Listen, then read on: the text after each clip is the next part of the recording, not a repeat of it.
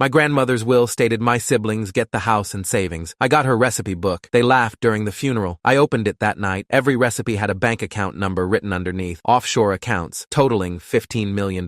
Grandma trusted only me. Siblings lost it. My brother Kevin laughed so hard, he knocked over his water glass. A recipe book? That's it? He wiped his eyes, still wheezing. Guess we know who the favorite wasn't. 23 people in that lawyer's office. 23 members of my family watching me get publicly humiliated at my grandmother's will reading. And Kevin, 34 years old, finance bro, hadn't visited Grandma Rose once in the last decade, was treating it like a comedy show. Sarah, my sister, didn't even try to hide her smirk. Maybe you can bake your way out of that studio apartment, Marcus. Open a little pierogi stand on the corner. More laughter. From cousins, from aunts, from people who'd spent Grandma's funeral talking about what they'd inherit instead of what they'd lost. The lawyer, Patricia Okonkwo, estate specialist, 26 years of practice, cleared her throat, tried to restore some dignity to the proceedings, but the damage was done. Kevin got the house, 3-bedroom Victorian in Oak Park, worth $890,000 in the current market. Sarah got the savings, $47,000 in accounts, plus the car, plus the jewelry. I got a recipe book, a falling apart, rubber band held together, stained cover recipe book that smelled like paprika and memories. Kevin patted my shoulder on the way out, squeezed a little too hard. Don't worry, little brother. I'll let you visit Grandma's house sometimes, if you ask nicely. I didn't respond, couldn't. Just stood there holding that book while my family filed out, still chuckling about poor Marcus and his cookbook inheritance. That night, alone in my apartment, I finally opened it, and my entire life changed. My name is Marcus Nowak, 29 years old, high school history teacher on the south side of Chicago, $52,000 a year, $47,000 in student loans, studio apartment in Pilsen that costs more than it should. I'm the youngest of 3. Kevin's the oldest, 5 years ahead of me. Sarah's in the middle. Growing up, they were the stars. Kevin was the athlete, the class president, the one who went to Northwestern on a partial scholarship and turned it into a career in private equity. Sarah was the beauty queen, the social butterfly, the one who married well and divorced better. I was the quiet one, the one who read books instead of playing sports, the one who'd rather spend Saturday afternoons with Grandma Rose than at Kevin's football games. That's how it started. When I was 8 years old, my parents dropped me off at Grandma's apartment because they needed someone to watch me while they drove Kevin to an out-of-state tournament. Sarah was at a sleepover. I was the leftover. Grandma Rose opened her door and smiled like I was the most important person in the world. Come, Marcus. Today I teach you to make pierogi. Real pierogi, not that garbage from the freezer. I spent the whole afternoon in her tiny kitchen, flour on my hands, learning to fold dough while she told me stories about the old country, about surviving the war, about coming to America with nothing but a suitcase and a determination to build something better. From that day on, I visited every Sunday, every single Sunday for 21 years. We'd cook together. She'd teach me her recipes, pierogi, borscht, galabki, babka. She'd tell me about her life, her bakery, which she'd sold decades ago, her husband, my grandfather, who died before I was born, her dreams, her regrets, her wisdom. I was the only one who came. Kevin was too busy. Sarah was too important. My parents were too tired. The cousins had their own lives. Just me and Grandma Rose every Sunday, 2 p.m. sharp, until the day she died. She passed on a Tuesday in September. 91 years old. Went to sleep and didn't wake up. The best way to go, everyone said. Peaceful. I was the one who found her. I'd gotten worried when she didn't answer her phone Sunday afternoon. Drove over Monday night. Used my key she'd given me 1 year ago for emergencies and found her in bed, hands folded, expression calm, like she'd been ready. The funeral was 3 days later. Standing room only, which surprised me. Grandma Rose had outlived most of her friends, but apparently she'd touched more lives than I knew. Former employees from the bakery, neighbors she'd helped over the years, people from the old community who remembered her kindness. Kevin gave the eulogy, made it about himself, mostly. She taught me the value of hard work. She inspired me to succeed. He hadn't visited her in 10 years, but you'd never know it from his speech. Sarah cried on cue. Perfect makeup, running in photogenic streaks. She posted about it on Instagram within the hour. Missing my Babsia today. She was my rock. She'd called Grandma Rose maybe twice a year, Christmas and her birthday, never more than 10 minutes. I sat in the back and said nothing, held the grief inside where no one could see it. At the reception afterward, I overheard Kevin and Sarah talking. You think the house is worth more or less than $850? More, probably. That neighborhood's hot right now. We should sell fast. Split it 3 ways? Sarah laughed. Why would we split with Marcus? He'll get whatever she leaves him, probably some old costume jewelry. They didn't know I was listening, or maybe they didn't care. The will reading was a week later. I'd expected something small, maybe a few $1,000s, maybe some of her jewelry, nothing valuable but sentimental, maybe the photo albums she'd kept from the old country. Instead, I got the recipe book. Kevin got the house, Sarah got the savings, and everyone laughed. I drove home in a daze, sat in my apartment staring at that book for hours, couldn't bring myself to open it. It felt like another rejection, everyone, like even Grandma Rose, who I'd loved more than anyone, had decided I wasn't worth much. Around midnight, I finally cracked the cover. The first page was her pierogi recipe, handwritten in her careful script, the same one she'd used to write me birthday cards every year. Ingredients, measurements, instructions, the same recipe she'd taught me when I was 8. At the bottom of the page, in much smaller writing, almost hidden in the corner, CH 847291 Zurich. I frowned, thought it was a printing notation, something from wherever she'd gotten the book. Turned to the next page. Borscht recipe. At the bottom, SG 338471 Singapore. My heart started beating faster. Next page. Galabki. LI 229847 Liechtenstein. I flipped through the whole book. 47 recipes. 47 strings of numbers and letters. Each one different. Each one formatted the same way. 2 letters, 6 digits, a location. Bank accounts. These were bank account numbers. I didn't sleep that night. Just sat there, turning pages, counting entries, trying to understand what I was looking at. It seemed impossible. Grandma Rose had lived in the same apartment for 40 years. Same furniture since the 70s. Same wardrobe. She clipped coupons until the week she died. Everyone thought she was poor. But these numbers. At 8 a.m. Chicago time, I called the first bank, UBS in Zurich. It took forever to get through the automated systems, to find someone who spoke English, to explain what I was trying to do. I'm trying to verify an account. The number is CH847291. The account holder was Rosa Nowak, recently deceased. I'm her grandson and sole heir to this asset. The representative put me on hold. 10 minutes, 20, 30. Then she came back. Sir, I've verified the account. Before I can release any information, I'll need documentation proving your identity and inheritance rights. That's fine, but can you tell me, is this account active? Is there anything in it? Pause. Sir, the current balance is approximately $340,000 USD. I almost dropped the phone. I'm sorry, 340,000? Approximately, yes. The exact amount fluctuates with exchange rates. This account has been dormant for several years, but remains active. I thanked her, hung up, stared at the wall. Then I called the next number. Singapore, $890,000. Then Liechtenstein, 1.2 million. Then Luxembourg, 2.4 million. By noon,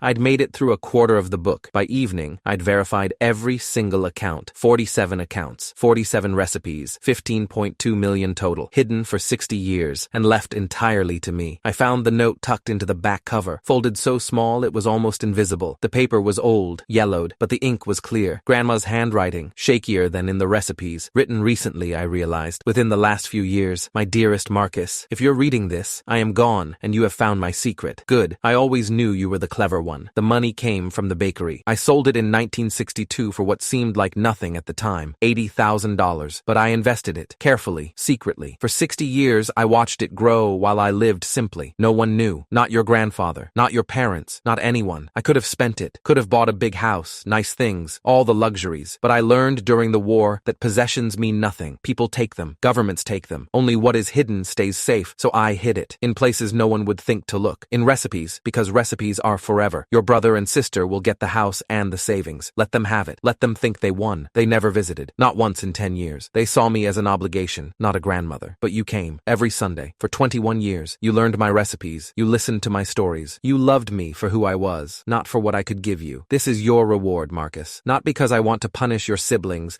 but because you earned it. You were there. You cared. You were my family when no one else bothered. Use this money wisely. Build a life. Find happiness. And if you ever share this story, tell them the truth. The real inheritance isn't money. It's time. It's presence. It's love. Your siblings got exactly what they deserved. Nothing. Love always. Babsia Rose. I didn't tell anyone. Not for 3 months. The first thing I did was hire a lawyer. Adrian Okafor, international estate specialist at Morrison & Partners, 18 years of experience with cross-border asset recovery. I found her through a recommendation from a college friend who'd become a corporate attorney. This is unprecedented, she said after reviewing the documents. Your grandmother created an entirely separate estate structure hidden within a personal item bequeathed specifically to you. Legally, these accounts are not part of the primary estate. They're yours. My siblings won't see it that way. Your siblings don't have standing to contest. The accounts were never disclosed as assets because they were hidden. They were transferred to you through a personal bequest, the recipe book, not through the general estate distribution. She paused. This is actually quite brilliant. Your grandmother essentially created a parallel inheritance structure that bypasses normal probate entirely. So it's legal? Completely. Though I'd recommend working with the relevant tax authorities proactively. The IRS will want their share of anything repatriated. But the underlying ownership is clean. We spent the next 3 months doing exactly that. Consolidating accounts, working with foreign banks and their labyrinthine verification processes, filing the necessary paperwork with Treasury and the IRS, setting up trusts, investment vehicles, wills, legal structures to protect the assets. By November, everything was in place. 15.2 million, legally mine, and my siblings had no idea. Kevin called the week before Thanksgiving. We're having dinner at Grandma's house. My house now. He always emphasized that. You can bring a dish, something from that recipe book. He laughed. Still thought it was hilarious. Sure, I said. I'd love to come. I spent the next week preparing. Not food, documents, bank statements, account summaries, legal certificates of ownership, the note from Grandma Rose, carefully preserved. Everything organized, copied, ready to present. My lawyer reviewed the package. You're sure about this? Adrian asked. You could just move on. Never tell them. Live your life. They laughed at me. At her funeral. They mocked what she left me while she was barely in the ground. Revenge isn't always satisfying. This isn't revenge. This is truth. She nodded slowly. Then make sure they understand. This isn't about the money. This is about what the money represents. I understood perfectly. Thanksgiving Day. I pulled up to Grandma's house, Kevin's house now, at 3 p.m. The driveway was full. Mercedes, BMW, Lexus. My family had done well for themselves, at least materially. I parked my 8-year-old Honda Civic on the street, walked up the path I'd walked 1,000 times as a kid. Kevin answered the door. Big smile, firm handshake. Marcus, glad you could make it. What did you bring? I held up a pie box. Apple, from Grandma's recipe. Perfect. Put it with the other desserts. The house was full. 30 people, maybe more. Aunts, uncles, cousins, Kevin's wife Jessica, Sarah's new boyfriend Todd. Everyone dressed nicely. Everyone drinking wine and making small talk. I moved through the crowd, accepted hugs from relatives I barely knew, listened to conversations about stock portfolios and vacation homes and all the things people with money talk about. Sarah found me in the kitchen. Marcus, you actually came. She seemed surprised. Cute pie. Very domestic. Thanks. Nice to see you too. Love what Kevin's done with the place. New countertops, new appliances. He's really making it his own. I looked around. She was right. Kevin had already started renovating. New cabinets where Grandma's originals had hung for 50 years. New tile where her linoleum had been. New everything. Erasing her piece by piece. It's different, I said. Better. Grandma's taste was so dated. Sarah wrinkled her nose. No offense. I know you were close. None taken. Dinner was served at 4:30. Traditional spread. Turkey, stuffing, mashed potatoes, green beans. Nothing from Grandma's recipes, I noticed. Nothing from the old country. Just standard American Thanksgiving, catered from some upscale grocery store. Kevin stood at the head of the table, raised his glass. I want to make a toast to family, to this beautiful house that Grandma Rose left us, and to her memory, may she rest in peace. Everyone raised their glasses. To Grandma Rose, I raised mine too, smiled. Then I stood up. Actually, I have something to share. Kevin frowned. Marcus, we're about to eat. It'll just take a minute. I pulled the folder from my bag, thick manila envelope. Everyone watched, confused. At the will reading, you all remember what I inherited. Grandma's recipe book. Kevin snorted. How could we forget? Kevin laughed about it. Sarah made jokes. Everyone thought it was worthless. Sarah shifted uncomfortably. Marcus, we were just... Let me finish. I opened the folder. The recipe book had something hidden in it. On every page, in the margins, small numbers that looked like nothing if you didn't know what you were looking at. I pulled out the first bank statement. Account numbers. 47 of them. For offshore accounts Grandma had been building for 60 years. The room went silent. This is a statement from UBS Zurich. Account balance, $340,000. I laid it on the table. This is from DBS Singapore, $890,000. Another sheet. Bank of Liechtenstein, $1.2 million.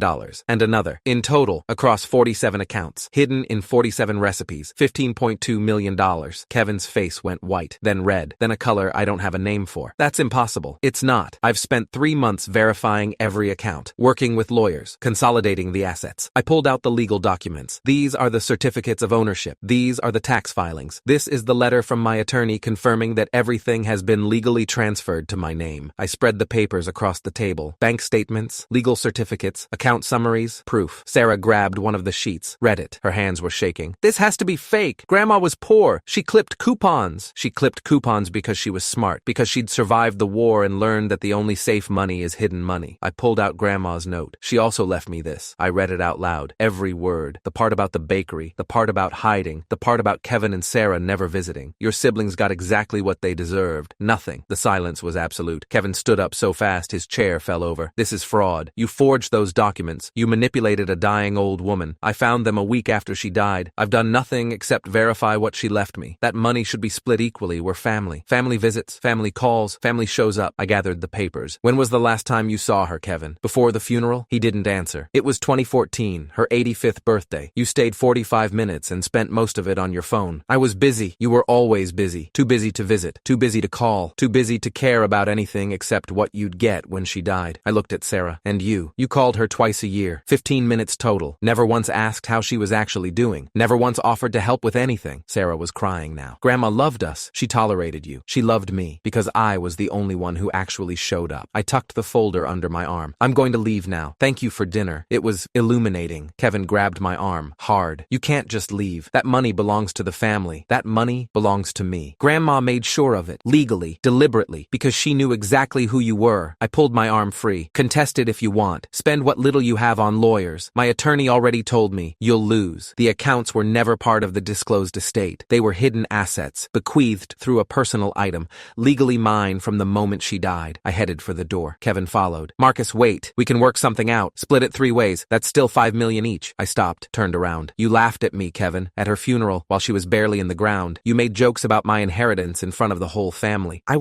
You were just showing everyone exactly who you are. Greedy, entitled, cruel. I looked past him, at the room full of relatives watching this unfold. All of you were. I opened the door. Grandma Rose survived the Holocaust, built a life from nothing, created a secret fortune through decades of patience and discipline, and she chose to leave it to the one person who actually loved her. I stepped outside, felt the cold November air on my face. You got exactly what you earned. A house you'll have to pay taxes on, savings you've probably already spent, and the knowledge that Grandma knew. She always knew. I walked to my car. Behind me, I heard Kevin screaming. Something about lawyers, something about family, something about fairness. I didn't look back. Kevin did contest the will, hired an attorney, Richard Castellano, estate litigation specialist, and filed a challenge in probate court within 2 weeks. Claimed undue influence, claimed diminished capacity, claimed anything he could think of to invalidate Grandma's hidden gift. His attorney requested all documentation related to the offshore accounts. My attorney provided it. Every bank record, every transaction history, every piece of evidence showing that Grandma had been building these accounts since 1962, decades before any alleged influence I could have had. The judge, Honorable Margaret Oyalaran, 28 years on the bench, reviewed everything. Mr. Nowak, she said to Kevin during the hearing, your grandmother maintained these accounts for 60 years. Your brother was 8 years old when she began this process. The suggestion that he somehow influenced her is not supported by the evidence, but the money should be part of the estate. The money was never disclosed as part of the estate because it was hidden. Hidden assets bequeathed through personal property, in this case a recipe book, are not subject to the same probate requirements as disclosed assets. She paused. Your grandmother was a very clever woman, Mr. Nowak, and she clearly wanted your brother to have this inheritance. I see no grounds to overturn her wishes. Case dismissed. Kevin spent $47,000 on legal fees, the exact amount Sarah had inherited in savings. Poetic justice, I thought. Sarah tried a different approach. She showed up at my apartment 3 months after Thanksgiving. Eyes red, makeup smeared, the whole performance. Marcus, please, I'm drowning. Todd left me. I can't afford my apartment. I don't know what to do. I'm sorry to hear that. Just a loan. $100,000. I'll pay it back. No, Marcus. Sarah, when was the last time you helped me? With anything? She didn't have an answer. When I was struggling to pay rent after college, did you offer me a loan? When I was eating ramen for 6 months because I couldn't afford groceries, did you help? I didn't know. You didn't ask. You didn't care. You were too busy with your life to notice mine. I walked to the door, opened it. I'm not giving you money. Not because I'm cruel, but because Grandma was right. You got what you earned, and you need to learn to live with that. Sarah left. We haven't spoken since. Kevin sold the house 6 months later. Couldn't afford the property taxes, the maintenance, the renovations he'd already started. Ended up selling at a loss because the market shifted. Walked away with less than $700,000 after fees and debts. Last I heard, he's still in finance, still making good money. But that house, Grandma's house, haunts him. I know because relatives tell me he brings it up constantly. How unfair it was. How I cheated him. How the system failed. He never admits the truth. He cheated himself. For 10 years, the invitation was open. Visit Grandma. Call Grandma. Be present in her life. He chose not to. The inheritance was determined long before she died. He just didn't know it. I kept the recipe book. It sits on a shelf in my new apartment. A real apartment now. 2 bedrooms in a neighborhood I actually like. I could afford a house. Could afford almost anything. But I like living simply. Grandma would appreciate that. Every Sunday, I cook one of her recipes. Pierogi, borscht, golubki. The same dishes she taught me when I was 8 years old. Flour on my hands, listening to stories about the old country. Sometimes I trace my finger over those account numbers. The secret she kept for 60 years. The trust she placed in me. $15.2 million. But that's not the real inheritance. The real inheritance was time. 21 years of Sundays. 21 years of recipes and stories and love. My siblings will never understand that. They're too busy counting what they lost to realize they never had it in the first place. I donated $5 million to Holocaust education programs last year in Grandma Rose's name. The Rosa Nowak Memorial Fund provides resources to schools and museums, helps preserve the stories of survivors, ensures that what she lived through is never forgotten. Another $2 million